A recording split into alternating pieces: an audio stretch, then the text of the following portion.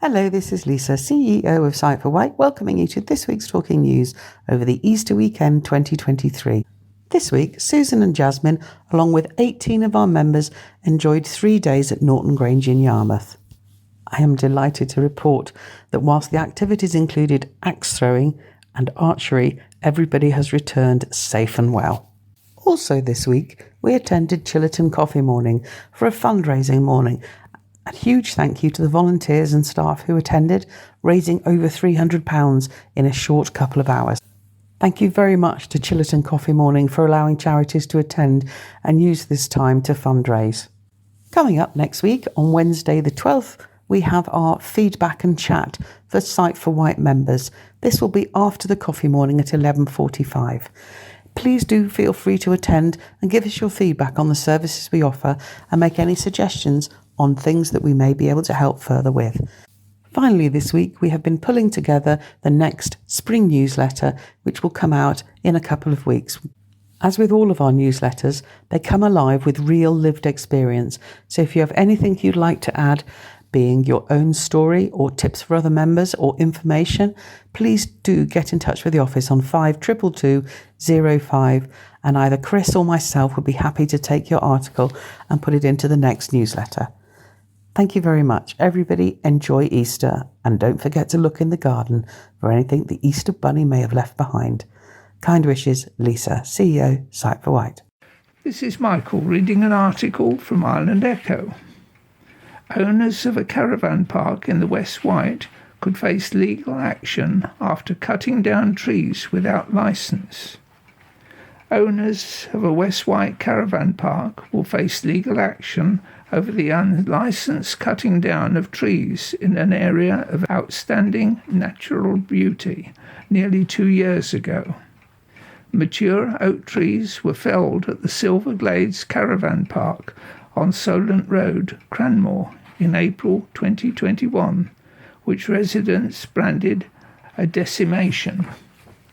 It is thought around 70 large trees were felled over a 2-day period at the caravan park. Local councillor Peter Spink said while a decision to prosecute has only just been made, it sends a clear message that action will be taken against those who decimated nature and the beauty of our island.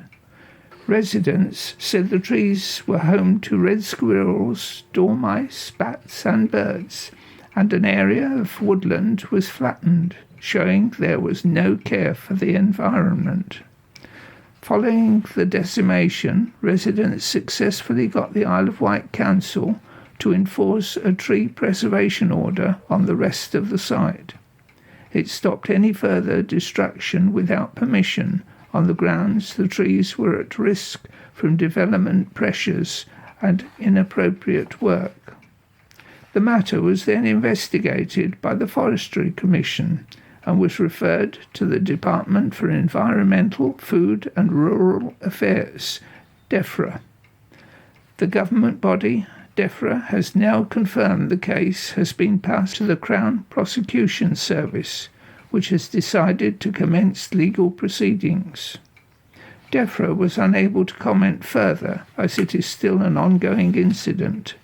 Cutting down trees without a felling licence, where one is required, currently carries an unlimited penalty if convicted at the Magistrates' Court.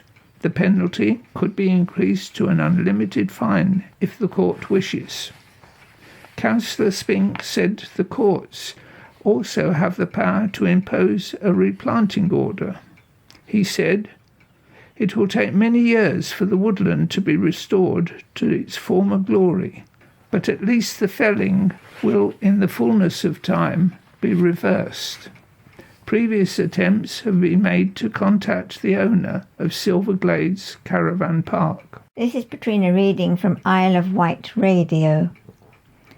18-metre high wind turbine application in for God's Hill. Council planners have received a planning application for a wind turbine at Knightsbridge Farms. The application has been made by farm owners who say the proposed wind turbine is required to help reduce the need and cost of energy required from the national grid for the day-to-day running of the farm business. The Isle of Wight Council's declaration of a climate emergency in April 2019 encouraging green energy. The wind turbine is part of a farm diversification scheme aimed at responding proactively to the current energy crisis and will be used for the farm business alone on a private site. The applicant said, whilst it is self-evident that the erection of a wind turbine on the site must have some effect on its surroundings, it is contended the character of the area will remain unchanged, and the impact of the turbine's appearance will be limited. At times when electricity is not required on the property, surplus energy will be exported to the local grid, and farm owners say they will do their best to make sure the turbine has as little impact as possible on everyone else's enjoyment of the area. Hello, this is Steve reading a story from the Island Echo, headlined 5 Benefits of Electric Boilers You Should Consider. Electric boilers are a nice solution for anyone looking to heat their homes or offices. They offer many advantages over traditional gas boilers, including improved safety and a reduced environmental impact. Imagine, for example, never having to worry again about the dangers of a gas leak or the emissions produced by a gas boiler. With no need for a fuel supply or flue, electric boilers are also easier to install and maintain. Just think, you can have a safe and eco-friendly heating solution up and running in no time with minimal hassle. An electric boiler is definitely worth considering whether you're looking for a reliable heat source or you want to reduce your carbon footprint. In this article, we will talk about the benefits of these heating appliances that are worth considering. Electric boilers are highly efficient. Electric boilers are incredibly efficient in terms of energy conversion. Unlike traditional boilers that rely on burning fossil fuels such as natural gas or oil to produce heat, electric boilers use electricity to heat water. This direct energy conversion into heat results in a high level of efficiency with very little power being lost as waste. In fact, electric boilers convert nearly 100% of their energy into usable heat, making them one of the most energy efficient heating options available. Electric boilers help reduce the environmental impact of heating as they don't release any CO2 into the atmosphere while working. Just bear in mind that if the electricity powering your electric boiler doesn't come from a renewable source, its negative environmental impact could be higher. In this regard, you could power your electric boiler with solar panels. Electric boilers are compatible with solar panels. They can be easily paired with solar panels to create a hybrid heating system. Solar panels can be used to generate electricity, which can then be used to power an electric boiler. Additionally, as solar panels can work during a power outage, you will be well covered even during grid breakdown situations. Furthermore, electric boilers are designed to work seamlessly with other energy-saving technologies such as timers, thermostats and smart home systems, allowing for even greater energy efficiency and convenience. However, all these extras can considerably add to your new boiler cost. One of the biggest advantages of electric boilers is their ease of installation and maintenance. Unlike traditional boilers that require a fuel supply and flue, electric boilers have a much simpler design. They can be easily installed in a variety of locations, including basements, closets, or even attics, without requiring extensive ductwork or pipe runs. Electric boilers are also very easy to maintain. They have few moving parts and no need for regular fuel deliveries or chimney cleaning. This can save homeowners time and money, as well as provide peace of mind knowing that their heating system is reliable and long-lasting. Electric boilers are a great option for smaller spaces such as apartments or studios where a traditional boiler may not be practical. Their compact design and quiet operation makes them an ideal solution for heating smaller spaces effectively. They can be installed, for example, within a closet or under kitchen cabinet, under the sink or in the attic, making them a great choice for properties with limited room. Their quiet operation means that they won't disrupt the peacefulness of a small home or office. And lastly, electric boilers are a highly versatile solution for any heating needs. They can provide heating for underfloor systems, radiators, and towel rails. This versatility makes electric boilers ideal for those needing a flexible and customizable heating solution. Some electric boiler models can also be programmed to heat only specific areas when needed. This leads to further energy savings, as the electric boiler will only use energy to heat areas that are currently in use. In a nutshell, an electric boiler is worth considering if you're looking for a safe, efficient and eco-friendly heating solution. They are highly energy efficient, converting almost all energy into usable heat and emitting no carbon dioxide. Electric boilers are also easy to install, maintain and pair with other energy-saving technologies, leading to further energy savings. On top of that, you won't need too much space at home to accommodate one of these.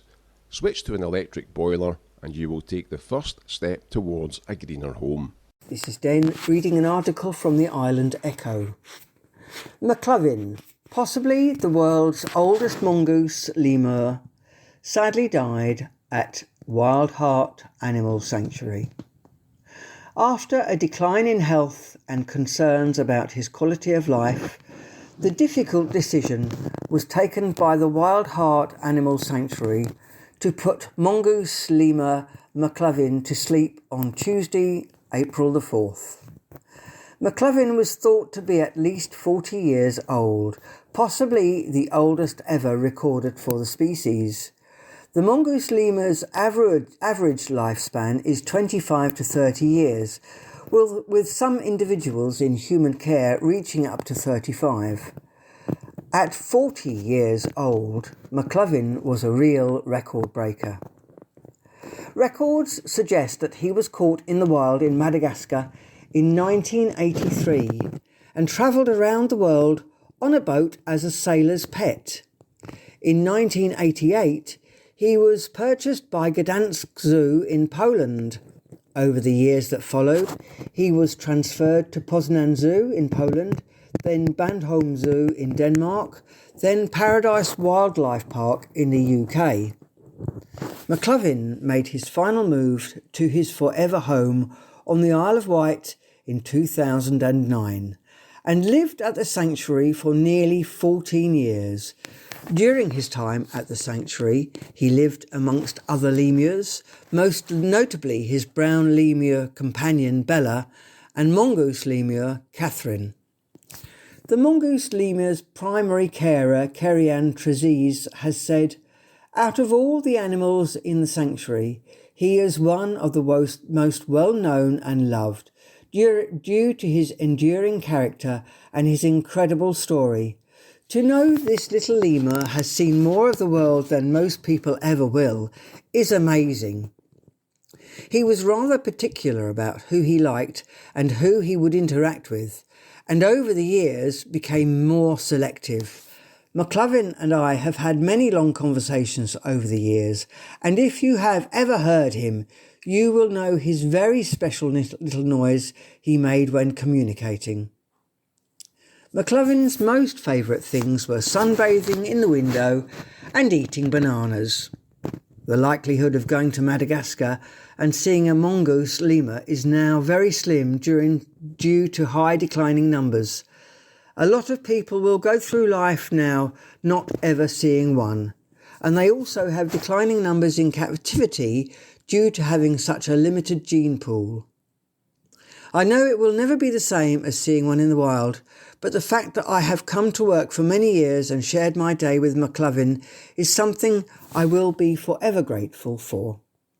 Animal manager Mark Fox said, "McLovin was definitely an iconic sanctuary celebrity and a great little character and will be missed by many.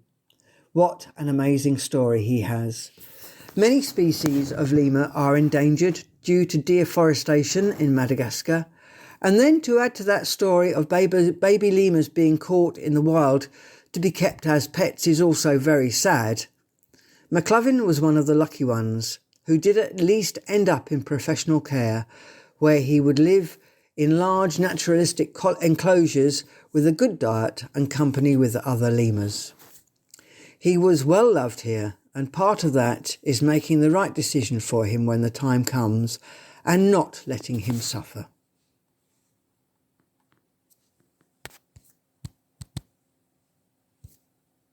This is Michael reading an article from Island Echo. Line dancers raised £1,000 for Sandown and Shanklin's independent lifeboat. Fundraisers from Line Dance IOW have handed over a cheque for £1,000 to Sandown and Shanklin independent lifeboat. The group of around 50 line dancers recently presented a cheque to coxswain Mark Birch during a fun evening at Sandown's Broadway Centre. The fundraisers plan to host further events to ensure funds are available to provide vital equipment and training to the local lifeboat service, which is looking to extend its revetment base in the near future. Line dance tutor Katrina Kelly said, "We know how much our dancers who live in the bay value the work that Mark and his dedicated volunteer crew do, and we know how vital these funds are." Mark Birch said, "SSILB would like to thank Katrina, Jackie and all the line dancers for their continued support of this voluntary service. We are fortunate to have them and appreciate the difference their help makes to the team." This is Katrina reading from Island Echo. Improved access for disabled visitors at Brading Down. Funding from the Isle of Wight Area of Outstanding Natural Beauties Access Fund has enabled local charity Gift to Nature to improve access for disabled visitors to Brading Down Local Nature Reserve. Gift to Nature has been working with the Isle Access to improve accessibility across its portfolio of 31 sites. Brading Down was identified as a place where access could be improved. However, the scheduled monument status of most of the car park and lack of funding had prevented making any changes. Fortunately, the westernmost car park, Newport End, lies outside the designated area, and so the Gift to Nature Rangers have installed a gate wide enough to accommodate wheelchairs, pushchairs and mobility vehicles access. In addition, seating has been built which permits anyone, regardless of their level of mobility, to sit and chat or share a picnic. Graham Biss, Managing Director of Natural Enterprise, said, "One of our key aims is to make our sites more accessible to everyone, and we hope these improvements will benefit all. Brading Down offers a spectacular view of the surrounding area. We're very grateful to the Isle of Wight, AONB, for their support." Hello everyone, this is Steve. I'd like to wish you all a happy Easter weekend. And I'll start off with a story from the Island Echo, headlined 10,000 Island Women Could Benefit from Pension Inequality Victory. The Women Against State Pension Inequality, that's WASPI, campaign has scored a major victory in its fight to win compensation for 1950s-born women affected by short-notice changes to their state pension age, including 10,000 women here on the Isle of Wight. Island Echo has been covering the long-running campaign by local group Solent WASPI for a number of years.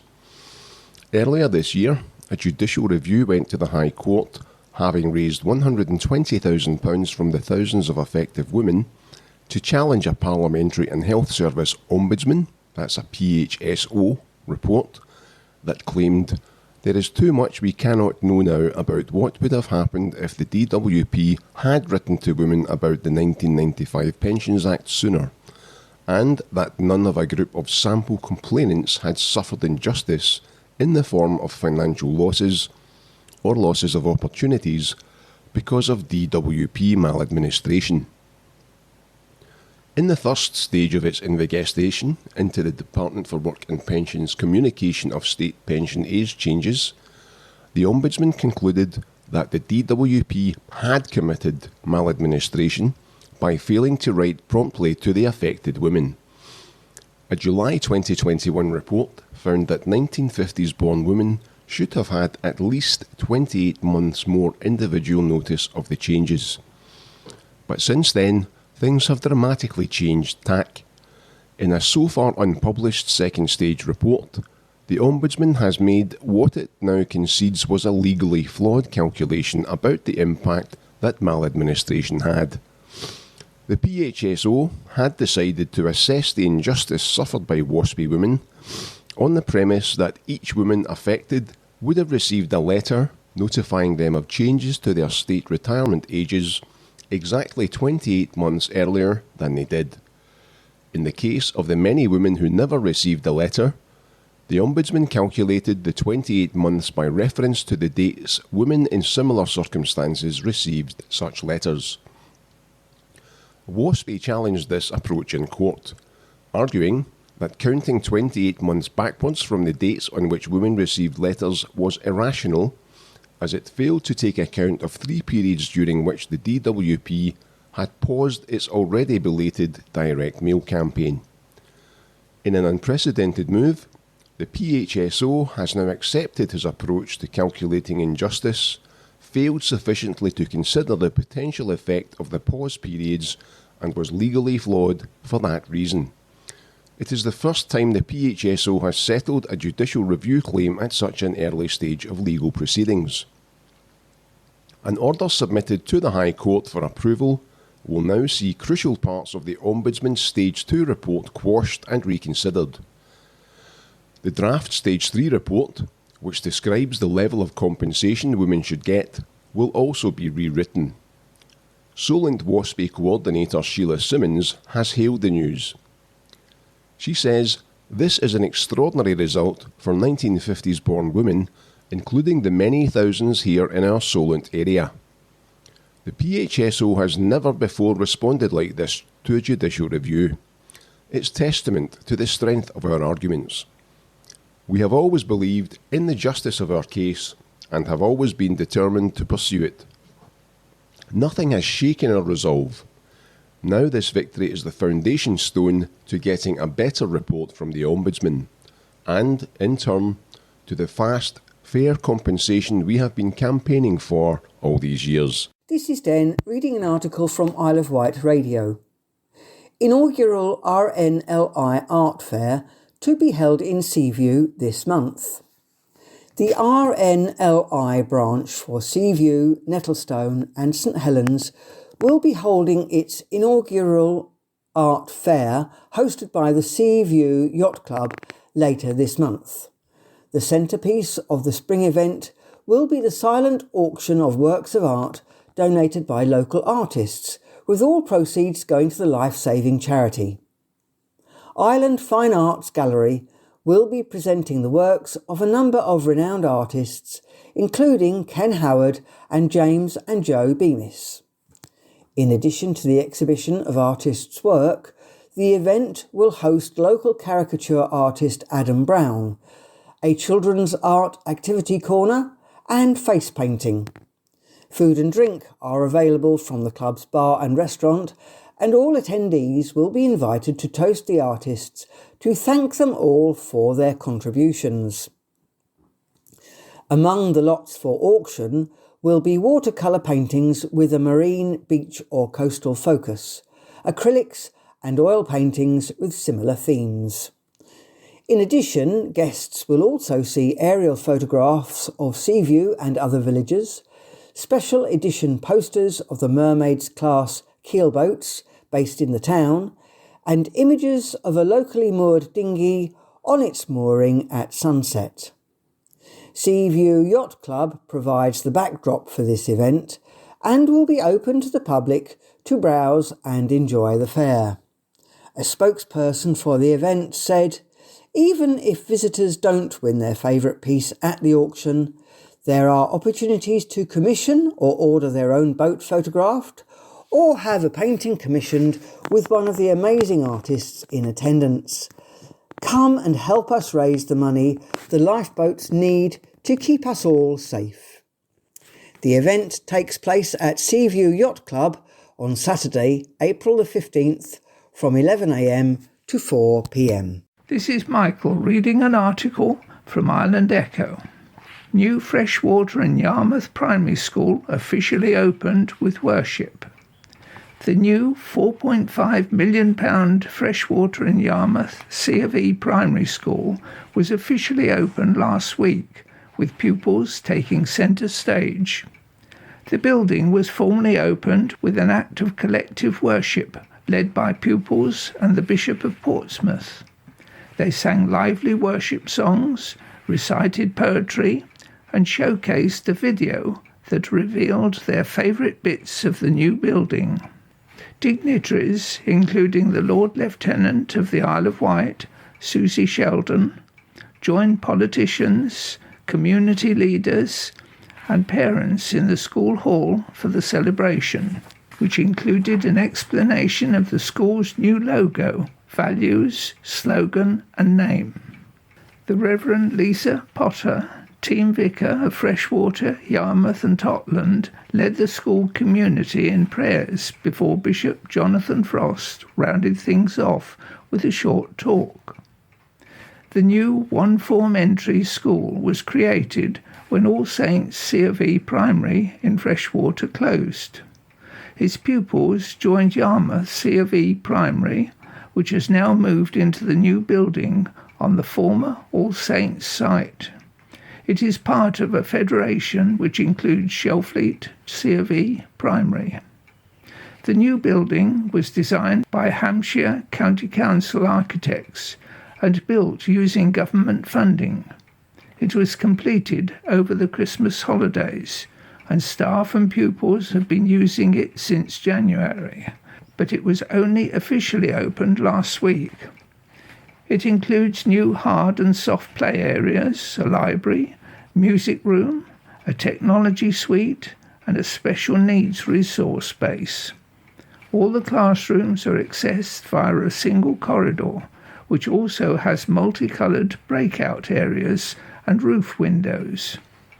Head teacher Elizabeth Granger explained that among the items that would ensure continuity were a beautiful stained glass window and a safe used by Lord Tennyson, which had been in All Saints Primary School.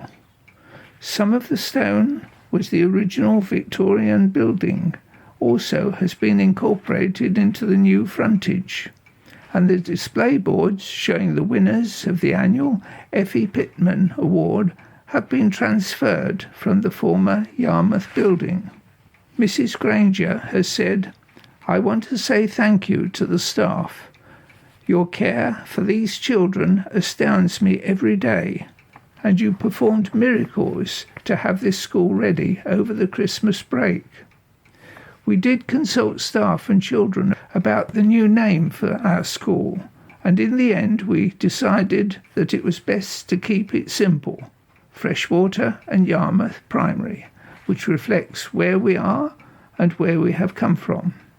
Yarmouth is a hugely important part of our history, so we wanted to acknowledge that. We also altered the 3 Christian values slightly. The children wanted something about not giving up, so they are now respect, resilience, and relationships. This is Patrina reading from Island Echo. Steps closure at Alum Bay imperils local sightseeing business. The owner of a popular Isle of Wight attraction has lamented the sudden closure of a public footpath and only free access route to his business, over fears it could lose him vital footfall. The Isle of Wight Council closed the public right-of-way down to Alum Bay last week over safety concerns, as previously reported by Island Echo. It leaves only the iconic pay-to-use Needles chairlift to access the multicoloured sands of Allen Bay and the Needles Pleasure Cruises, which takes customers out and around the lighthouse. Needles Pleasure Cruises owner Peter Lemonius has said the closure is understandable, but fears the cost implications of coming down to the beach may put some people off. To access the bay now via chairlift would cost a return ticket of £8 for an adult or £6 for a child. Mr. Lemonius says the pleasure cruises trade relies on Allen Bay and people coming down. Due to erosion, one set of steps and a landing near the beach have dropped and currently have insignificant support underneath. The council has said it is regrettable the steps have had to close, but the safety of the public has to be its priority and current repair costs are being assessed. As the land is yet to stabilise, the authority has been unable to start the work and has said the access could be closed until the end of spring. Mr. Lemonius has not spoken to the council, but agrees it makes sense for the authority to wait to do the work, as erosion is always inevitable over the winter.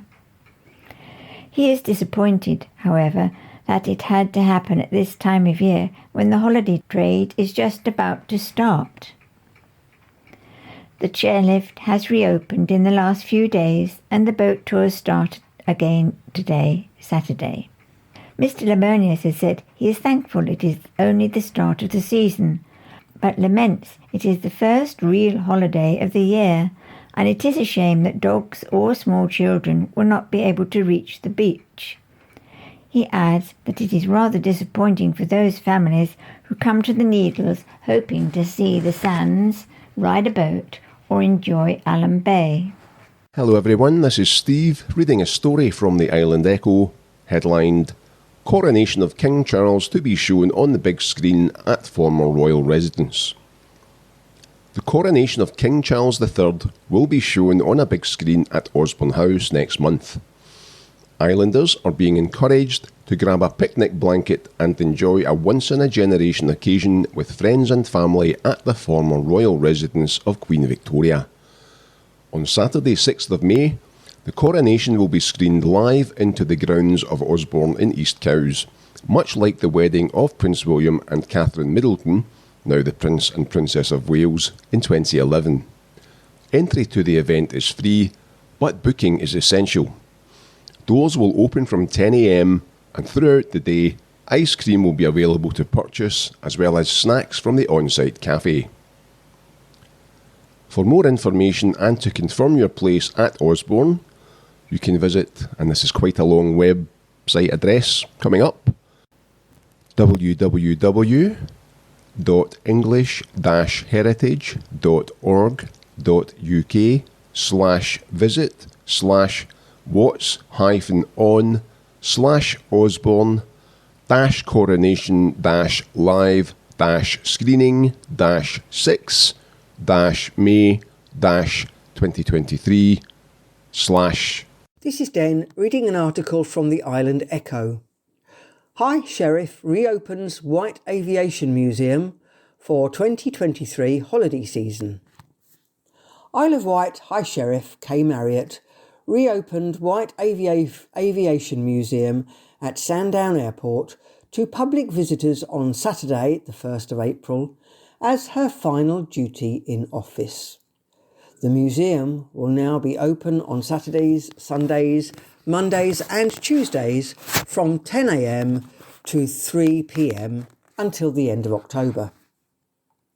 The High Sheriff was extremely impressed with all that the White Aviation Museum has achieved in just a few short years of operation, and thanked volunteers for their hard work and dedication in creating the museum and celebrating the island's extraordinary history in aviation, which spans from building the earliest of aircraft in the 1910s through to giant seaplanes, fighter jet aircraft and space rockets.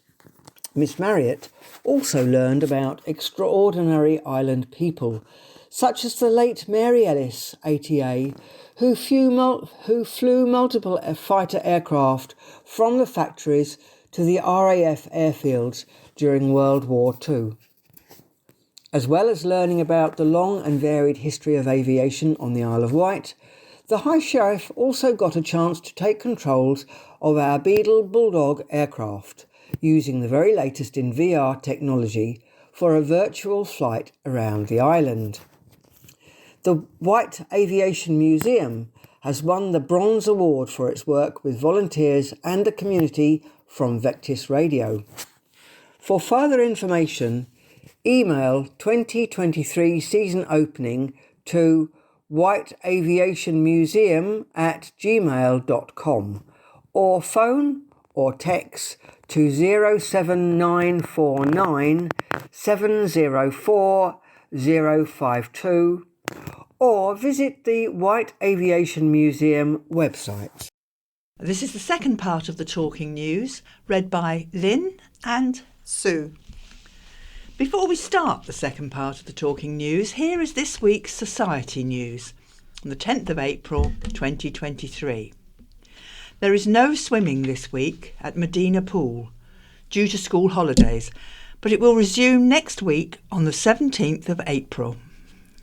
There is no yoga this Tuesday, but will resume at Millbrook next week, the 18th, between 2 p.m. and 3 p.m. Coffee and chat will be on Wednesday between 10 a.m. and 11:30 a.m. here at Millbrook House. Please come along and chat with members, friends and staff. Our catch-up and feedback for our members is on Wednesday the 12th of April at 11:45. Please come along and support.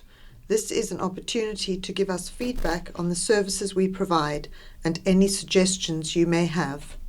If you are unable to make it to Millbrook House, please call us with any ideas and we can take them to the meeting.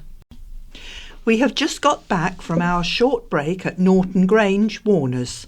Everyone had a lovely time and thoroughly enjoyed the good food, entertainment, and above all the company of one another. The group tried archery, axe throwing, shooting, Zumba and jive classes, and now look forward to the next break, hopefully later in the year. Advance notice of our King's Coronation Party on Thursday, May the 4th at the Wendy's Hall, St John's Road, Newport, between 2 p.m. and 4:30 p.m. Afternoon tea will be served along with entertainment.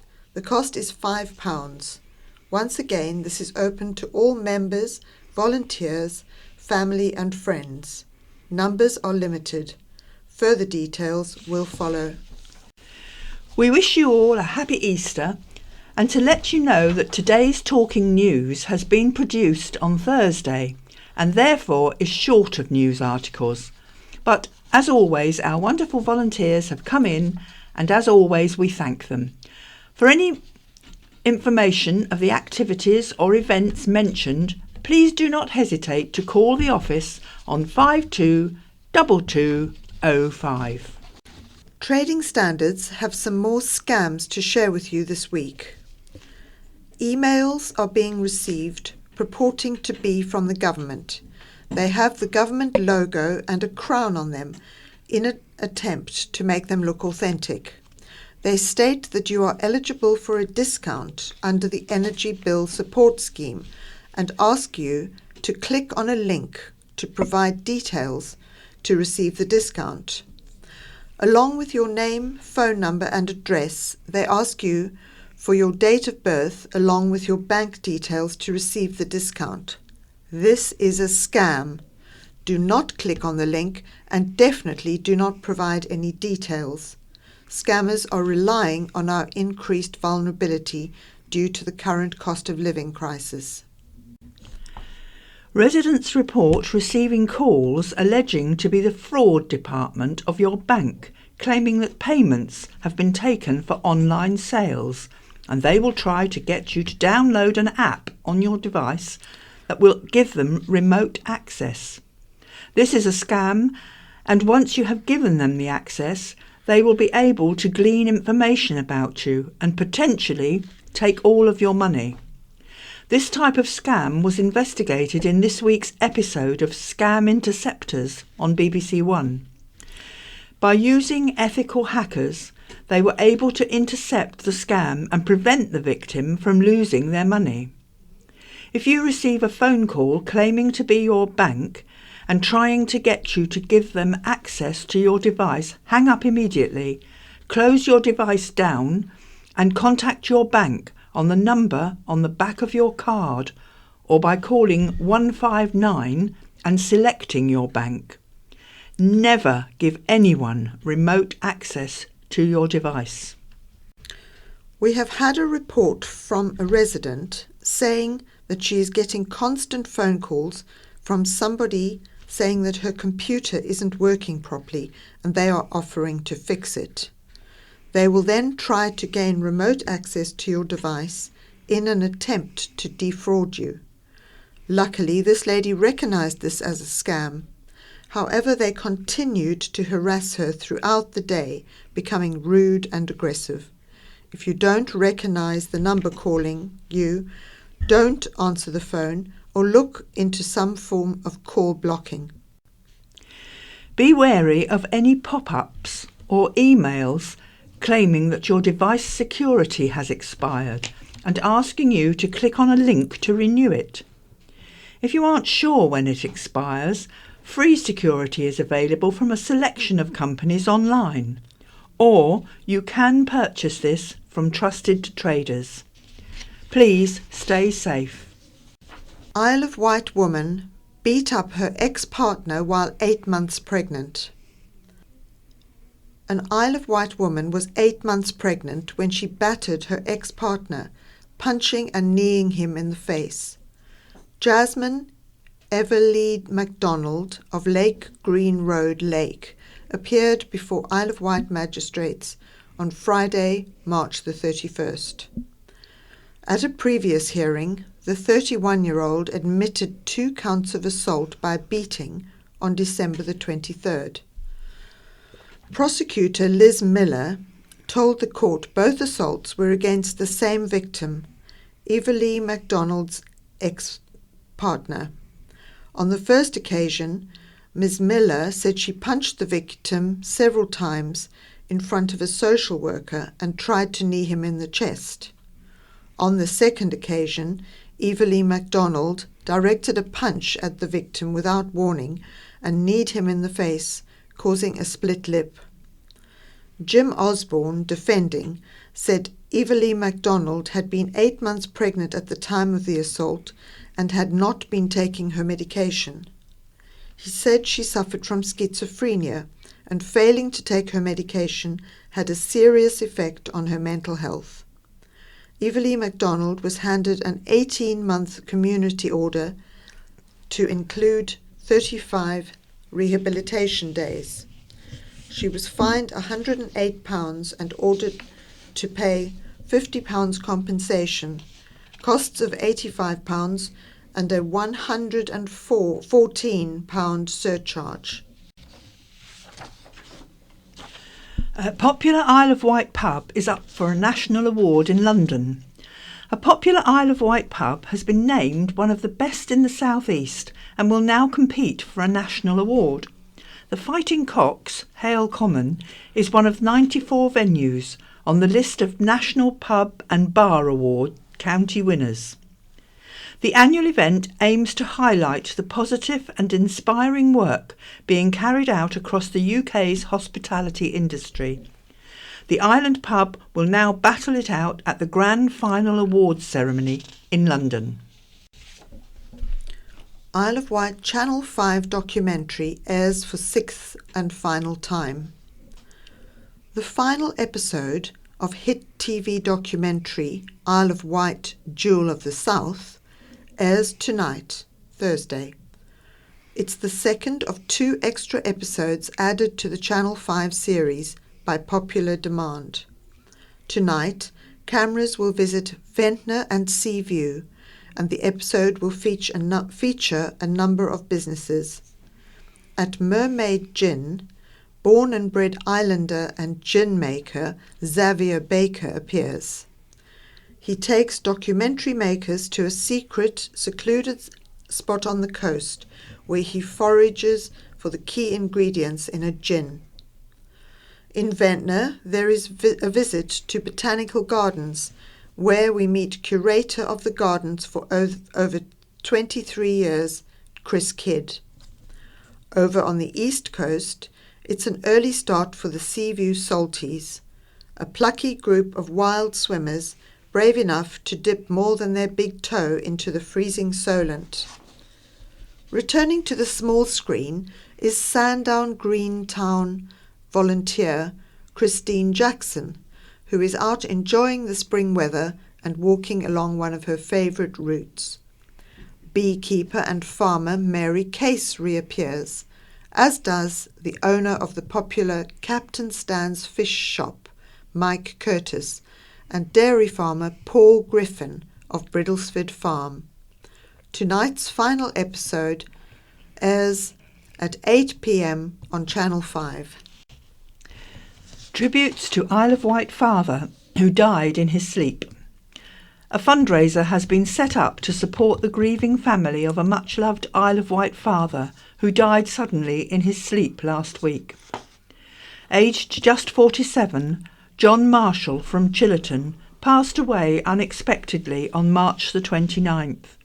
His partner, Lauren Whitehouse, said he appeared fine the day before, and his sudden death comes as a shock. John also leaves behind his two daughters, Darcy, aged 6, and Erin, aged 4. Family and friends have been paying tribute, and a crowdfunding page has been set up by John's colleagues at Snow's BMW Isle of Wight. We would like to do all we can to support them at this sad time, including raising some money to help with the burden. So far, more than 3,500 of the £5,000 target has been raised. Lauren told the county press she is overwhelmed by the generosity and support of islanders. The couple's local pub, the White Horse Inn, Whitwell, has also offered its support. 58-year-old Isle of Wight bodybuilder wins big in Birmingham. An Isle of Wight woman fulfilled her dream of stepping onto the stage as a competitive bodybuilder. Pearl Dobson of Yarmouth Road lives, works and trains on the island. The 58-year-old competed in the PCA Masters bodybuilding competition in Birmingham last month, going up against women who were in some cases 20 years her junior.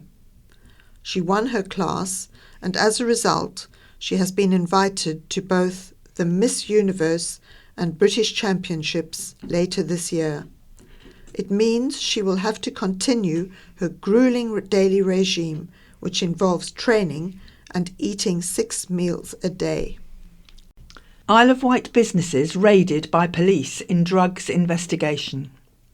Police raided 2 Isle of Wight businesses yesterday morning, Monday, April the 3rd, as part of an investigation into suspected Class B drug supply. Officers conducted a warrant at 2 commercial premises on Regent Street at 10:45 a.m. Several items were seized, including digital devices and suspected cannabis. A Hampshire and Isle of Wight constabulary spokesperson has confirmed that the premises were Shanklin Vapors and the Hempire. The businesses posted on their Facebook pages just after midday yesterday that, due to unforeseen circumstances, both stores would be closed for the remainder of the day and apologised for any inconvenience caused. Both businesses were open today. Police inquiries remain ongoing. Isle of Wight police investigating indecent exposure in Newport Forest. Investigations are underway after an incident of indecent exposure in a forest in Newport. Hampshire and Isle of Wight Constabulary said it received a report at 2:11 p.m. yesterday, Tuesday. It's claimed a man indecently exposed himself in Parkhurst Forest. The incident happened at around 1:50 p.m, police said. Inquiries are ongoing. Anyone with information is urged to contact police on 101. An Isle of Wight blind woman is upset over vandalised traffic light cones. And this is a letter by Tina Snow from Newport, who is a member of Sight for Wight. She says, I write this letter to express my disbelief in regard to a situation I found myself in this week. I'm totally blind and have been a guide dog user for 37 years. Visually impaired people are facing increasingly daily challenges with the introduction of electric vehicles, e-scooters, cars on pavements, etc. As is my usual routine, I was crossing Coppins Bridge at the bottom of Staplers Road. Once I had pressed the button on the traffic lights nearest Barton Road, I felt something different which wasn't quite right. On all traffic lights there is a rotating cone which indicates through spinning that the green man is up and is safe to cross. A mindless vandal had snapped the majority of the cone off the traffic lights, just leaving a small remnant which was rotating. Please do not tamper or interfere with the rotating cones on traffic lights. If they are damaged or missing, a totally blind person may be injured or killed, as they will not know when to cross the road. Parents, please explain to your children what these rotating cones are for, and explain to them not to touch them. I have contacted Island Roads and am waiting for the lights to be repaired. In an update, Tina said, I was very impressed with Island Roads, and again the traffic lights were repaired within 24 hours. May I thank Island Roads for their excellent customer service and understanding re-accessibility issues for visually impaired people. Ryde High Street bids farewell to Isle of Wight M&Co shop, 4th of April. Staff at M&Co in Ryde on the Isle of Wight are bidding an emotional farewell as the store prepares to close for the final time. Tuesday is the High Street shop's last day of trading. Please bear with us today, as there is no doubt emotions will be running high amongst the team, a post on the Facebook page said. We have all been here and a part of each other's daily lives for such a long time now, and it feels quite surreal that this chapter of our lives is about to come to an end. We know to some this might be just another high street store closing its doors, but to us it's so much more. It's a place that holds a great deal of familiarity and comfort, somewhere we could go knowing that there would always be someone to listen, to sympathize and advise, people who would share a laugh, lend an ear to bend, and offer a shoulder to cry on, a safe space, a home from home, and a second family. The post continued, we have travelled many a journey and encountered every emotion along the way, but I think it's safe to say these past few months have been some of the toughest, and the past few weeks have flown by, but we are still here, still standing, and still smiling. The future of the retailer has been in doubt since December 2022, when administrators were appointed. Soon after, closing down signs appeared in the window of the Ryde branch, and in February it was confirmed all M&Co shops would close. Plans have been submitted to demolish half the Ryde store and build flats on its delivery yard. Ryde M&Co closes for the final time at 5 p.m. on Tuesday. A man was unhurt after a Ford car hangs over the edge of Isle of Wight cliff. A car which left the military road in the West Wight somehow ended up at an acute angle on the cliff edge without toppling over. Police were called to the scene between Compton Hanover Point and Compton Farm sometime after 3:30 Sunday afternoon. A white car, understood to be a Ford model, was tilted at an angle as it teetered on the cliff edge near Compton Car Park. Police say the driver was unhurt and there were no passengers in the vehicle. The Isle of Wight Fire and Rescue Service, at the request of the police, sent an appliance from Freshwater to the scene at 3:50 p.m. The Needles Coast Guard rescue team was also there, but their assistance was not required. 2 fire appliances from Newport were also called, but quickly stood down. A Hampshire and Isle of Wight constabulary spokesman said, "We aren't going to be in a position to say anything about the circumstances, but the person who was in the vehicle is out, and no one else was in there, and no injuries have been reported." Isle of Wight man crashed his car into Newport roundabout. An Isle of Wight man who crashed his car into a Newport roundabout couldn't remember events after leaving a pub. Ashley Coulson of Melville Road Ryde appeared before Isle of Wight magistrates on Tuesday, March the 28th. The 34-year-old admitted drink driving in Newport on September the 16th. Prosecutor Tom Cork told the court police have been alerted by a member of public in the early hours of the morning and arrived at the scene to find a car in the middle of the roundabout on St. George's Way. They noted alcohol in the vehicle and located the driver, Coulson, nearby, walking in the middle of the road. He was described as staggering and dazed and was initially taken to hospital for treatment over concerns for his welfare. Mr. Cork said it was only by good fortune that no one had been injured. Coulson registered a blood alcohol reading of 148 when the legal limit is 80. Oscar Vincent, defending, said Coulson had been to see a friend and parked on Newport High Street. He consumed 4 beers at the Hog's Head, and the rest he couldn't remember. The events of that day were significant enough for him to quit drinking. Coulson was disqualified from driving for 18 months, fined £200 with costs of £85 and an £80 surcharge. Allegations of bullying, harassment and intimidation at Yarmouth Town Council meeting. A Town Council meeting descended into chaos on Tuesday night as allegations of bullying, harassment and intimidation were made, and the Isle of Wight's MP got involved. At Yarmouth Town Council, one councillor publicly apologised for his behaviour at the last meeting, and MP Bob Seeley said he had reported some councillors to the Isle of Wight Council.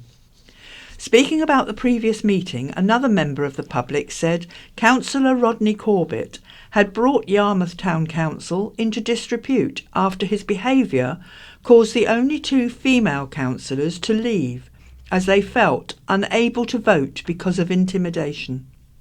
Responding, Councillor Corbett said if he did bully the councillors, he apologised and said it was not meant to come across that way, but he needed to get his point over. Later in the meeting, Councillor Corbett alleged other instances of bullying and intimidation committed by others, as he had replied to his accusations and felt others should have to as well. He felt Councillors Steve Cowley and Thomas Cowley should apologise for verbally attacking Ward Councillor Peter Spink at previous meetings, which they both denied. So much so that Councillor Spink had stopped attending Yarmouth Town Council meetings. Some protested any complaints should be taken through the proper procedure, but Councillor Corbett continued, saying he was representing those who had to put up with the Councillor Cowley's behaviour. One member of the public said, having sat through the meeting, They were ashamed of what had taken place, with councillors lacking accountability, leadership and respect towards each other. Councillor Debbie McCleary said the council needed to move on and the meeting was not the right forum to raise the issues. She said, "This is the whole reason we are seen as an embarrassment. We cannot sit here and argue like this. It needs to be dealt with appropriately. We are here for the good of the community, and this is taking away from it." Only one formal complaint had been lodged so far, it was confirmed, by Councillor Steve Cowley, who was aggrieved with Councillor Corbett's behaviour. Councillor Spink responded to comments saying he thought Yarmouth Town Council needed to take a clear look at itself, especially after he felt he would not attend its meetings anymore, and the town mayor, Jamie Allen, resigned recently in unpleasant circumstances. Mr. Seeley spoke in Councillor Spink's defence, saying shouting and bullying at the meetings were unacceptable. It was agreed that Yarmouth Town Council's meetings should be audio recorded in the future. Man jailed for theft and driving offences on the Isle of Wight.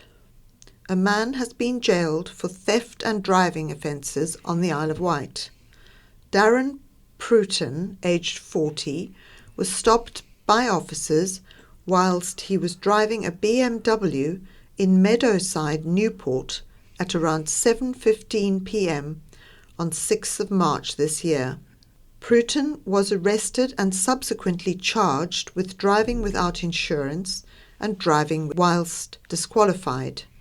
He was also charged with further counts of driving without insurance and driving while disqualified in relation to an incident on Brading Road Ryde on the 21st of February.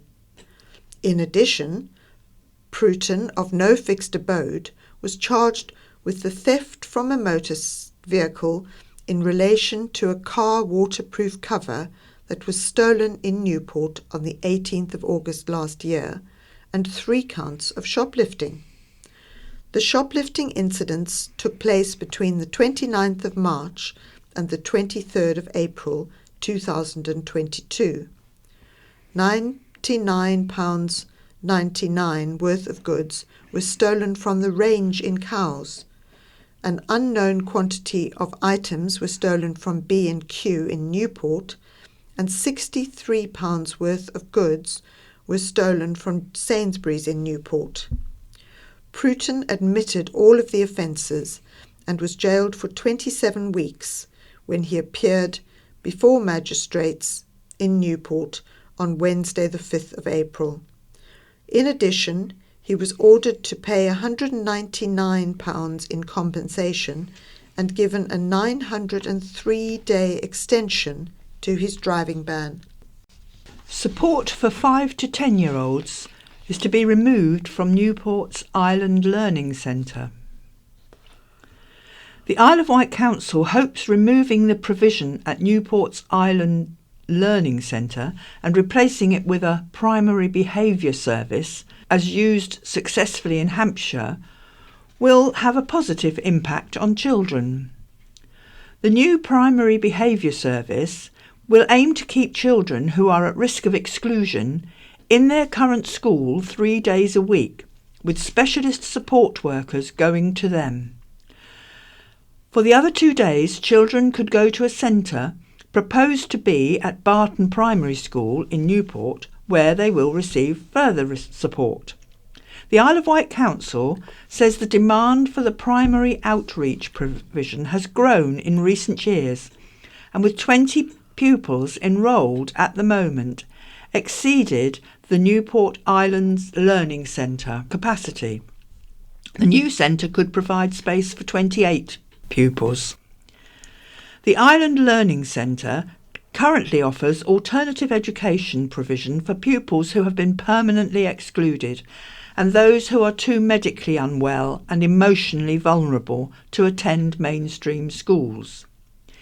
It is viewed as a specialist short-term intervention with the aim of helping pupils return successfully to mainstream education. It has been agreed by former Children's Services Director Steve Crocker to change the age range of those accepted to the Island Learning Centre, removing the primary school element. A public consultation earlier this year revealed parents' fears about moving to the primary behaviour service, including the potential for unsuitable support and an increased number of exclusions. The council said it also needs to strengthen capacity across the island to better meet the social, emotional and mental health needs of pupils to help reduce exclusion and suspension levels. The primary behaviour service will help do that, it feels, with stronger early interventions for pupils, lessen the demand for education, health and care plans and autism assessments, and better equip schools to help students. The Isle of Wight Council has said that the primary behaviour service has reduced exclusions in several areas across Hampshire by developing a whole school approach, supporting inclusive classrooms and working intensively with unproductive behaviours. Overall, 97% of schools who receive primary behaviour service support last year rated the service as excellent or good. Along with the change for students, some staff at the Island Learning Centre may face redundancy, although they will be encouraged to apply for new roles to deliver the primary behaviour service. All Saints Church in race against time to raise £100,000. A rural church on the Isle of Wight is facing a challenge to raise £100,000 as it looks to repair its severely water-damaged tower. The community at All Saints Church in Newchurch has already had to stabilise its church tower using a metal framework, as it was in danger of falling over. Now more work is needed as its wooden church tower has suffered water ingress and wear and tear. The weatherboarding needs to be replaced as sections are rotting. Work will begin once planning permission from the Isle of Wight Council has been granted and £100,000 raised. Clive Allen, a church warden at All Saints, said the wooden tower was almost certainly unique on the island, and if it wasn't there, people would miss it, as it is a symbol of Newchurch. The church has been standing for nearly 1,000 years, serving the village since 1086. The first phase of work, which cost £42,000, cleaned the church out, Reverend Kath Abbott said, so the church is looking for grants, fundraising opportunities and donations to fund the further necessary work. Mr. Allen said there was still a huge task ahead of them with an awful lot of work involved. Every few years the church has to paint the weatherboarding white to maintain its landmark look, but to cut the big expense in the future, it is proposed when the waterboarding is replaced, it will not be painted. Instead, the wood will silver with age and save the church about £15,000 every 4 to 5 years, stopping the legacy of the community constantly repairing and repainting the tower, Reverend Abbott said. There is also a question about whether the church tower has always been white, Mr. Allen raised. He said it certainly has been in living memory, and in Victorian photos it looks to be, but in engravings from the early 19th century it is hard to tell. To raise funds, the church will be holding a coronation breakfast on Monday, May the 6th. Last year, the church also suffered damage during Storm Eunice, when its weather vane was blown down. Ryde Storm sewage crisis goes global. French news agency spotlights Isle of Wight's battle for cleaner beaches. Ryde Mayor confronts Southern Water over sewage spills, pushing for cleaner beaches and sustainability commitments. Ryde Mayor and Isle of Wight councillor for the Apley and Elmfield ward, Councillor Michael Lilly, was recently approached by French news agency AFP to talk about storm sewage overflows on Ryde's beaches. Councillor Lilly explained AFP had chosen Ryde and the Isle of Wight as the spillages/sewage releases are some of the highest in the UK on beaches by Southern Water. They approached me and I thought it was important to speak out and communicate how I and Ryde Town Council were confronting and discussing with Southern Water how to tackle this unacceptable situation. The story, which has spread as far as the Bangkok Post in Thailand, also features local surfers against sewage. The Rep, Channy Kind, and Ryde resident Eddie Truelove. On Tuesday, the Southern Water CEO Lawrence Gosden announced the beginning of the end for storm overflows, with plans to invest $50 million between now and 2025 to tackle the issue. Following the interview with AFP, Councillor Lilly said, Southern Water needs to be held to account, and that is in a twofold approach from Ryde Town Council, which is keep pursuing a formal complaint and keep this in the public domain, whilst having talks directly with Southern Water to put in place practical steps/solutions for Ryde. I want to see a Ryde clean beach and sustainable water charter between Ryde Town Council and Southern Water. The Mayor explains more about what he's been doing with Southern Water already to tackle the issue. Councillor Lilly also says he's exploring the best way to forward discussions with Southern Water as follows. 1. Ryde Town Council to agree a motion at the next full council to go into negotiations with Southern Water to develop and finalise the Ryde Water Charter. Ryde Town Council This is 2. Ryde Town Council to discuss with relevant University of Portsmouth departments through existing Memorandum of Understanding agreement to engage with Ryde Town Council and Southern Water in developing the Ryde Water Charter. 3. Southern Water and Ryde Town Council staff teams to develop a deliverable and financially viable business case for implementation in 2023/24. 4. Establishment of a Ryde Water Charter Working Group. And 5. Development of a Ryde Sustainable Water Strategy alongside a Ryde Renewable Energy Strategy with the University of Portsmouth and utility companies as part of an overall climate change and biosphere strategy that integrates with the Ryde Place Plan. £2.14 million investment planned to improve safety of the A3056 near Sandown.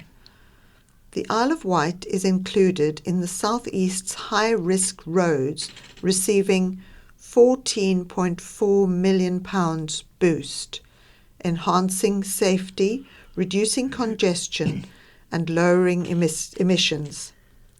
Road users across the Isle of Wight, Brighton and Hove, Hampshire, Oxfordshire, Portsmouth and Southampton will benefit from a £14.4 million boost to enhance the safety of some of the most high-risk roads in the region, the Department for Transport confirmed on Thursday the 6th of April.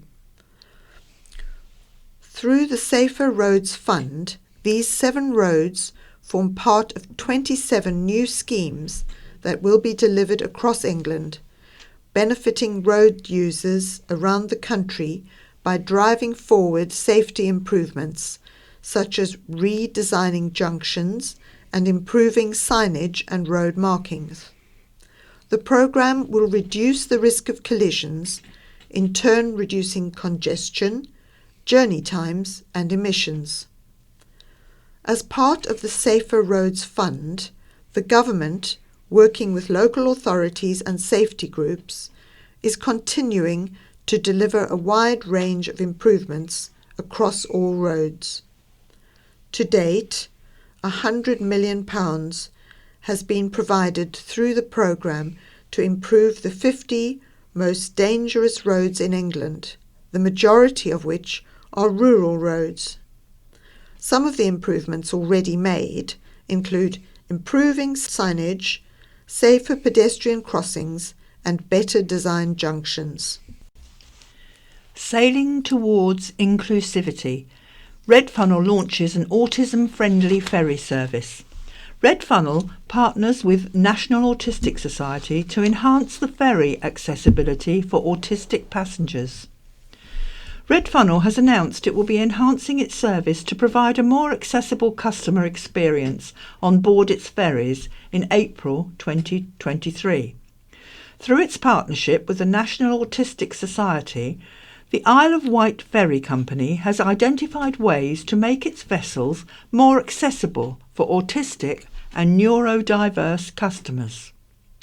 The announcement comes after the ferry's operator's recent launch of its Island Ambassador programme, which saw 26 local community members and groups supported with travel for off-island competitions. One of the Red Funnel Island ambassadors, Corey Kent, is an autistic jiu-jitsu ambassador and is aiming for the British Open Championship this year, hoping to inspire other people with disabilities to follow their dreams. Alongside implementing more passenger assistance and auditing its existing signage, the ferry operator will begin offering familiarisation visits for passengers before the date of travel. Red Funnel will also begin trialling a sensory pack, which will include items such as fidget spinners, stress balls, ear defenders and hygienic wipes. Customers will also be given a card to enable them to seek assistance without the need to have direct and often uncomfortable conversations. The improvements were made following a service audit compiled in partnership with the National Autistic Society as part of a pilot project funded by the Department of Transport to tackle loneliness within communities by making public transport more accessible to autistic people. The partnership allows the ferry operator to access the National Autistic Society, e-learning and consultants, as well as wider transport providers who are involved in the pilot project. Christine Flintoft-Smith, Head of Autism Accreditation at the National Autistic Society, said, "Loneliness is a common feature in the lives of autistic people and their families. There are a number of different barriers that can be faced when trying to access local communities. Our hope is that by making modes of public transport more autism-friendly, through better staff understanding and accessible information and environments, it will help to remove at least one of the difficulties faced." Fran Collins, Chief Executive Officer at Red Funnel, added, "We want to make our ferries as accessible as possible for all passengers, and following feedback from our recent customer forum, we have made several key improvements for autistic customers. We have been working with the National Autistic Society to provide our colleagues with further training and to help us access opportunities to improve our service. We believe that autism-friendly considerations and adaptations to our service will benefit our customers. Red Funnel's new website, due to launch in the spring, will be fully accessible, and later in the year will include video tours of its facilities. Red Funnel will be hosting its next customer forum session on Tuesday the 23rd of May, and customers interested in attending a future customer forum can contact customer services at redfunnel.co.uk. Reviving Grace, former Isle of Wight chapel set for housing conversion after 8 years' silence. Historic Beulah Chapel, formerly Grace Church, is set for a transformation into unique homes after years of disuse. The former church on the Isle of Wight could be turned into homes nearly 8 years after its last service. Once known as Grace Church, Beulah Chapel was built in 1854 on Church Street in Seaview, but closed due to a dwindling congregation. It was sold in March 2021 as it was surplus to requirement, and now owner Siobhan Barney is looking to turn it into 2 properties, a 1 and a 2-bed house. Agents, Planning Insight, said in documents submitted to the Isle of Wight Council, extensive consultation has been carried out with the church and local community to find an alternative use for the building that would benefit the village, but none came to fruition. Both parts of the building will be split by a mezzanine floor to provide bedroom space, and in the bigger house, a shower room upstairs. In the smaller property, the proposed shower room will be downstairs.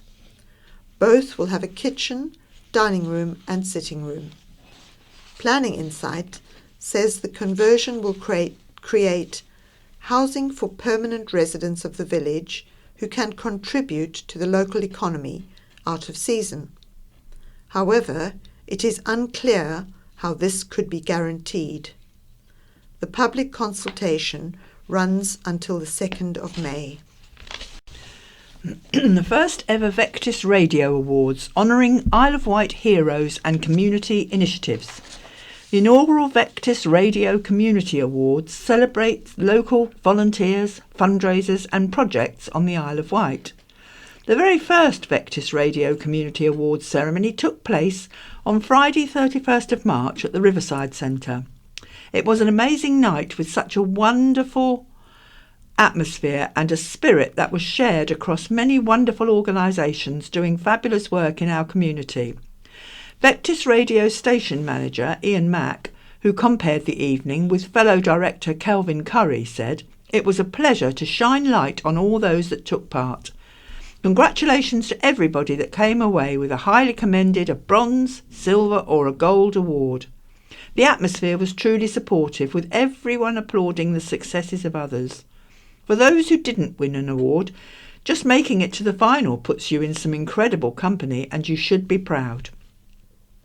The awards were presented by High Sheriff Kay Marriott in one of her last events before ending her tenure of the post. Kay said, "What a fabulous event, and it was so lovely to see so many familiar faces of those I have met during my year." Organiser Maggie Curry said, "It was a lot of hard work, but was worth all of it to see the work that was so many organisations do across our island who assist and support the community. Part of the reason for holding the awards was to raise awareness of these organisations. Some I had no clue about until now. See you next year." And the winners, the results of the 9 categories were Young Volunteer of the Year, Oscar Field, Gold. Volunteer of the Year, Lieutenant Roger Spivey, ACF, Gold, Amy Byford, Silver, Mayor Reeves, highly commended. Young Fundraiser of the Year, Macy Edkins, Wherry, Gold, Wesley Brett Hill, highly commended. Charity Fundraiser of the Year, over 18, Sarah Tyrrell Jones, Gold, Peter May, Silver, Cameron Shirley, Bronze, and Christopher Hayton, highly commended. Animal Focused Project of the Year, the Island Riding Centre, Gold, Friends of the Animals, Silver, and Ability Dogs for Young People, Bronze. People Focused Project of the Year, Pan Together, Gold, Swim the Wight, Silver, White Aviation Museum, Bronze, and the Storeroom 2010, highly commended. Island-based International Project of the Year, Ventnor Community Pantry Box, Gold, and Mad Aid, Silver. New Community Project of the Year, Better Days Cafe, gold. Friends of Ventnor Cemetery, silver. Isle of Wight Donkey Sanctuary, bronze. And Music Craft CIC, highly commended.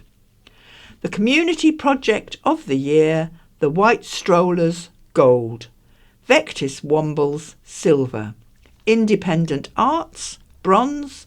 And Friends of Ventnor Cemetery, highly commended. No ban on bikes. Isle of Wight Council supports cyclists on revetment between Sandown and Shanklin.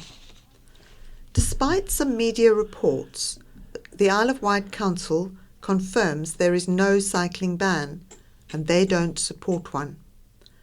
The Isle of Wight Council has issued a statement on Monday confirming that it does not support banning cyclists from using the revetment between Sandown and Shanklin and will not be implementing a cycling ban. The statement was issued after recent news coverage regarding the potential banning of cyclists along the revetment between Shanklin and Sandown. A spokesperson for the council said, "A working group has been established between the Isle of Wight Council and the parish councils of Lake, Sandown and Shanklin. This working group has been set up to look at a range of improvements that could be made to the revetment to allow for it to be enjoyed safely by all users, including cyclists. Discussions are being held with the working group on the best way to reconcile any pedestrian and cyclist concerns." They went on to remind residents that the revetment is primarily a coastal defence that has the community benefit of a promenade to provide access to the beaches and commercial activities. As an alternative walking, cycle and running route that links the bay communities, we would advise all users to be aware of each other and show consideration when travelling along the promenade and to remain aware that rock falls can occur at any time. The biggest development in decades could be set for Bembridge. An Isle of Wight developer has unveiled a major housing plan in Bembridge, which could be the biggest the village has seen in decades. With a nod to the Bembridge of the past, Middleton, proposed by Captiva Homes, could see up to 130 homes built. If approved, the 1 to 5 bedroom properties would be constructed on a green field on the corner of Mill Road and the High Street in a heritage style. A consultation evening was held on Wednesday where residents were able to share their thoughts and concern with Captiva bosses James Pink and Ian Delaney. Mr. Pink, a Captiva director, said they had really enjoyed presenting the project as it was a year's worth of hard work and was receiving mixed feedback. He said concerns over flooding and highways had been raised, but they were very much at the top of their list. Flooding was a technical issue they can find a solution to, Mr. Pink said, so sustainable systems were proposed in the development like attenuation tanks and ponds to store the water. He said he'd been speaking to a campaign group, Build a Better Bembridge, and he believes in a lot of the things they champion. Affordability was also mentioned, and it was confirmed that 46 houses would be in the affordable bracket, and 70% of those rented.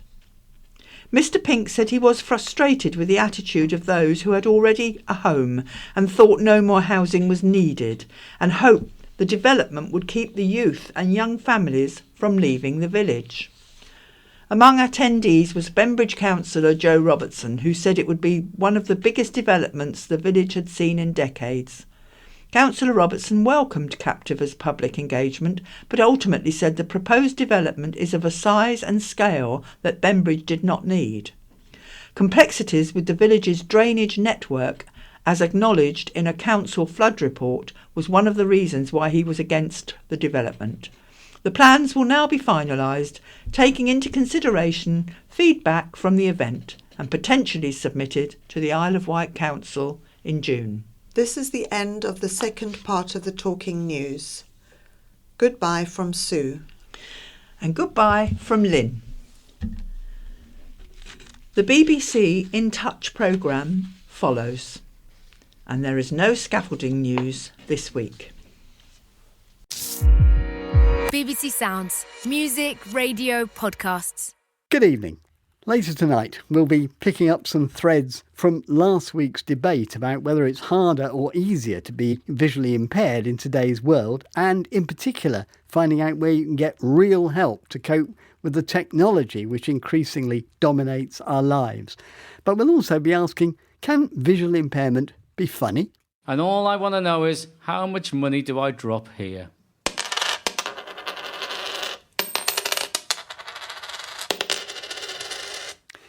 That's from blind comedian Chris McCausland's new Radio 4 show. You heard it here first. That's what it's called. We'll be asking, what's it trying to do? And does he really get paid all that for the programme? But first, a bit of positive news. The Department for Transport has announced new rules that mean by 2026 almost all buses and coaches in Britain will be obliged to have audio information on their vehicles, giving passengers details about the route, the next stops and any potential diversions. It's something which blind and partially sighted people in London and a few other towns and cities have been enjoying for some time. People like Mel Griffiths, who told us, Nottingham City Transport have embraced talking buses. On their app, you can look at the buses that are due to arrive at your stop, and if you see yours coming, you can hit a Stop Bus button. It will alert the driver that there is someone travelling with a guide dog and waiting to be picked up. But at the moment, 70% of buses outside the capital don't have these kinds of services. Well, the government is putting up just over £4.5 million to help smaller companies provide these facilities. We had hoped to talk to the Roads and Accessibility Minister about their plans. We've been told his schedule is too tight to talk to us this week, but we have been promised an interview in the near future. Meanwhile, our debate about the pros and cons of modern life for visually impaired people has unleashed a flood of response, and we thank you for that. We intend to follow up with many of the points that were raised in the programme, and indeed many of the points we didn't have the time to raise. For example, if technology to help visually impaired people is so tough to master for some, who can provide the training that people need? Well, this was raised in our debate last week by Roshni Hafiz. Especially for people who have newly been diagnosed, that is very nuanced because it's imperative that rehab staff, etc., are equipped with the skills, because it's no longer about how to use a liquid level indicator or basic white cane skills. It's actually how to interface with touchscreens on your iPhone. So I think while that wouldn't solve a lot of the external infrastructure problems that we face with the touchscreens and so on, it would definitely go a long, long way to making sure that people have improved access to the built and technological environment, thus giving them the ability to advocate more strongly for themselves and the changes they want to see. I'll just go back quickly to Matt, because this is very much your field. You know, I mean, if somebody doesn't really know their way around, how would we tackle it? Who should be tackling it? So when someone is confronted with an inaccessible website or an inaccessible app, oftentimes they'll think it's my own skill that is lacking. That's the reason I can't access this.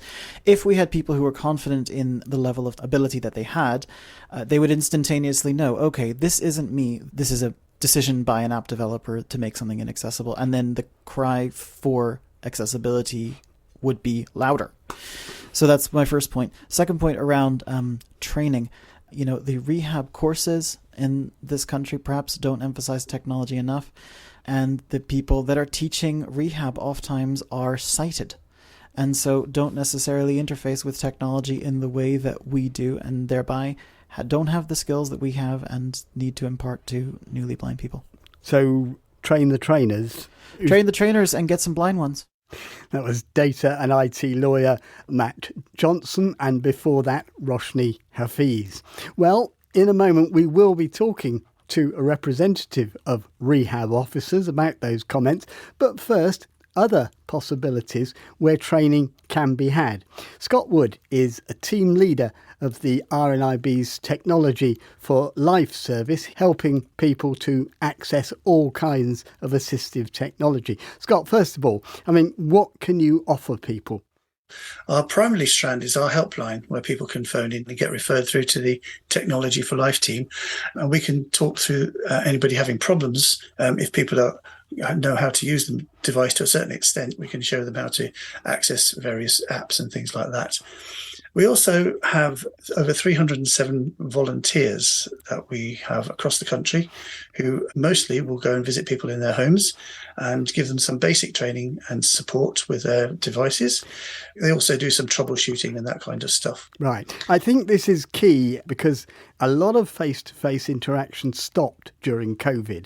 What I really want to know is, has it really recovered? How easy is it for people to get face-to-face, hand-to-hand technology help?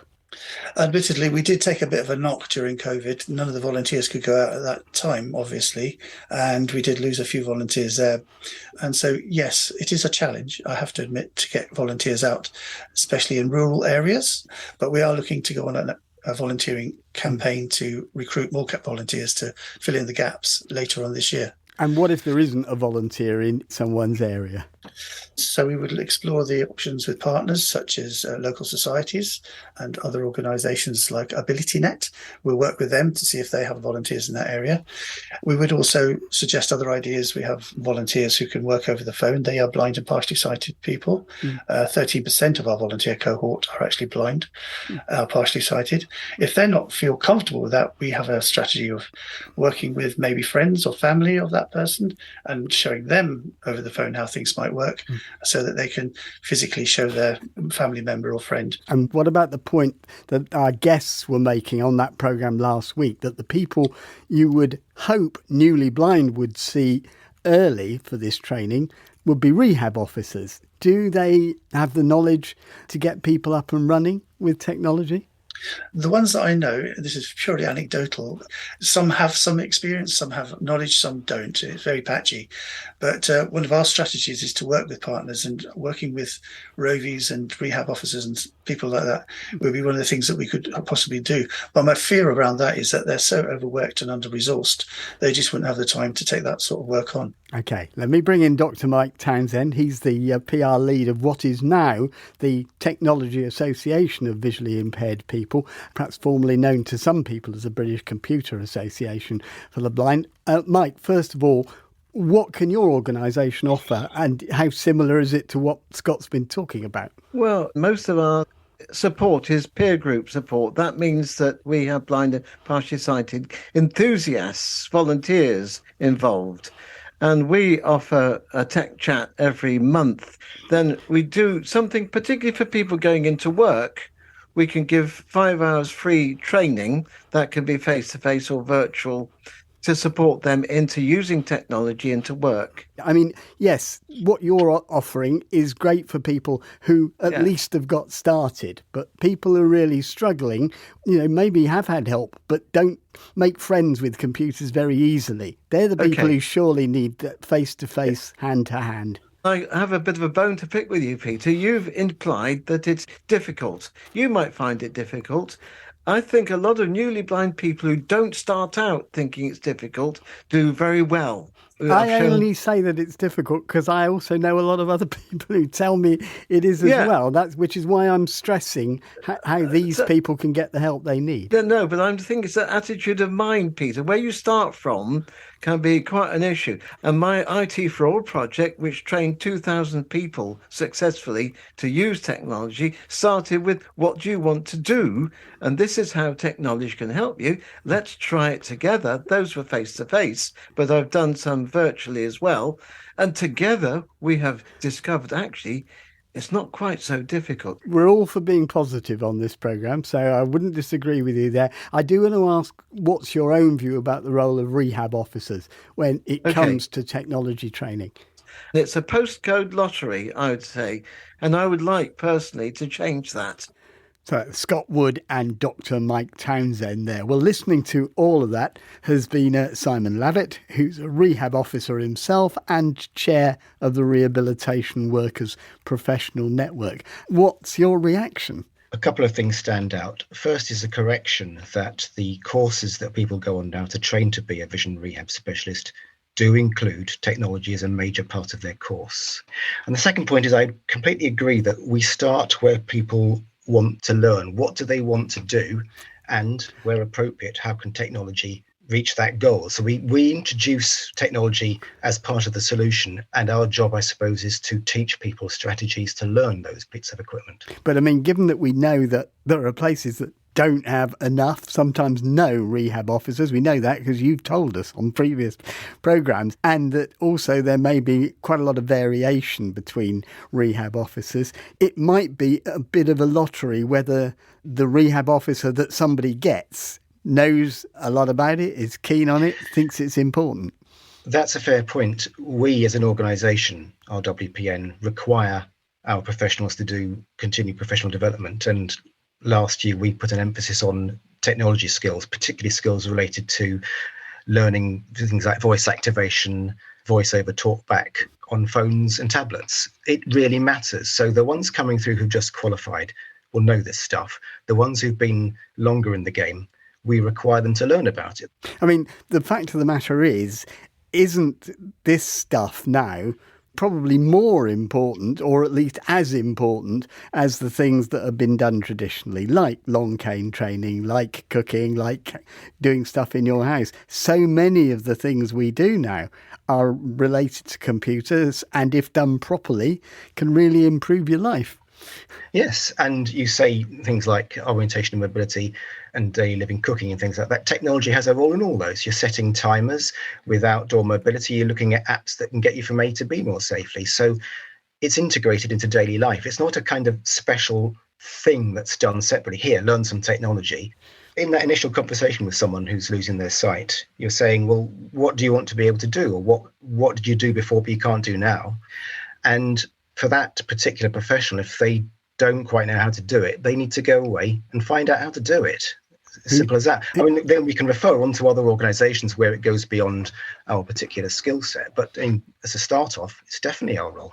One last thing, the point Matt Johnson made, we need more blind rehab officers. What do you say to that? Yeah, I agree. There's no substitute for peer interaction, whether that's a professional rehab specialist or a layperson.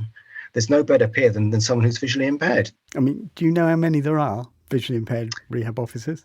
I'd say it's about just under 10% of the total workforce. So that would be around about 40 to 50, I guess. We don't know definitively. But you'd like to see more? Oh, definitely, yes. Simon Lavitt, thank you very much for joining us.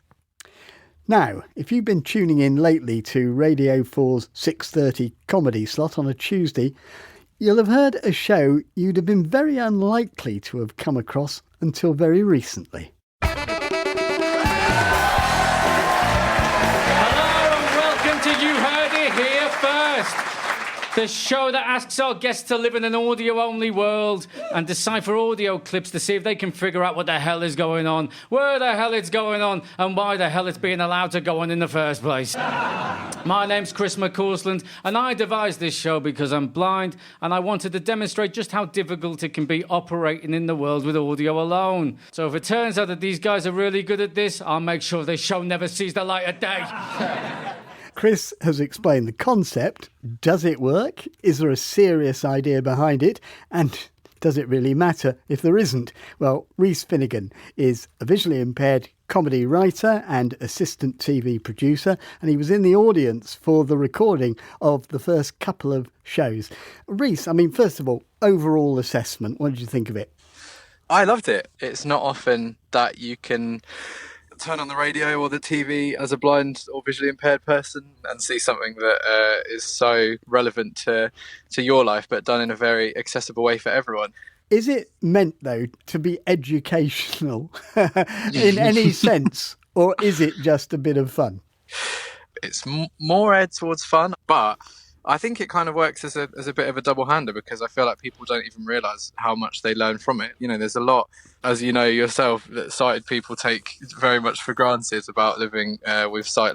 And that's what I thought was really funny listening to on the show, actually, with the sighted comedians having a go at doing stuff that we do literally every day, like talking to someone and trying to guess how old they are, or listening to how many coins have just been dropped and trying to work out how many. Do you know what I mean? Like, you just do it without even thinking. Yeah, I'm glad you picked up the thing about the age thing, because I thought that is one of the real things that, you know, can be a dilemma, can't it? You're making an assessment on the voice alone. Shall we just hear how the panel, who are all sighted, of course, dealt with it? Hi, I'm Caroline and I'm Chris McCausland's biggest fan. Hi, my name is Mary and I'm Chris McCausland's biggest fan. I mean, what are the chances of that, both of them? See what you're doing there, Now Chris. I see. Okay, Yeah. Mary. So, Mary, you know, mature. Yeah. so that's 300. That's horrible. Mary, as in and Joseph. I would have said 60, so why don't we... Split the difference. 62. I mean, I know that this is a game, but I just feel like it's just polite to guess under. I say we say 32 for both of them, and then, you know, we've played it safe. Yeah. And I can tell you that Mary was 59. So much for being polite. Reece, as we've mentioned, you were in the audience. What, after editing, didn't the radio audience hear? The biggest thing was probably at the start, Chris did a very handy explanation for the audience and the comedians on the panel about how he was reading the script and how the producers were kind of adapting things for him in different ways. So he was reading a laptop with his screen reader, so he kind of made a joke at the start. And he said, if I come across at all robotic at any point, then don't blame me, it's the screen reader's fault. But to be honest, it didn't really feel like any different from a fully sighted presenter who has to do take after take. And Chris, from what I remember, barely needed any second takes. So, Right. yeah. And did you have a favourite bit? Because there were different rounds with different themes. Do you know what? I absolutely loved the quickfire round at the end. I thought it was just such brilliant chaos. Is this a bird or a monkey? Bird. It's a monkey! Donna, what instrument is this? A trumpet? No, it's a saxophone! Oh, I knew it! I knew Reece, that. what's on the telly? Welcome back, everyone. Better Call Saul. No, it's the Muppet Show! Donna, is this £1 or £2? That is £1. It's a £2! Damn it! And we should just explain the Reece on the panel is not the Reece that we've had in the studio. But very confusing. Just one quick last question. Has this got a repeat series in it, or is it a one-off gag, as it were? I really hope that it's a recurring thing. The thing that I really love about it is, like, obviously I work in TV myself, and it's so frustrating that, you know, we still are very much in a space where commissioners and the people that make TV, they don't think of making things and attaching them with disabled talent because they think, oh, well, it has to be about disability for us to put a disabled person front and centre. So the thing I love about this is, even though, you know, it's developed in the mind of, oh, this is Chris from a blind perspective doing a blind quiz for sighted people, like you kind of said at the beginning, it doesn't feel like there's a big message that's being rammed down your throat or anything. It happens to have a premise which is about disability, but it's very accessible and it's very refreshing, I think. Reece Finnegan, thank you very much indeed. There are still 2 more editions of the programme left in the series on the following 2 Tuesdays at 6:30pm. And if you've listened, do tell us what you thought. And by the way, the number of coins, or the amount of money that Chris dropped at the beginning of the programme, was £2.56. I don't think anybody could have got that right. Anyway, you can email in touch at bbc.co.uk, leave us a voice message on 0161836 1338. And if you want any more information about anything you've heard on the programme, try our website, bbc.co.uk/in touch. From me, Peter White, producer Beth Hemmings, and studio managers Amy Brennan and Sue Stone Street, goodbye.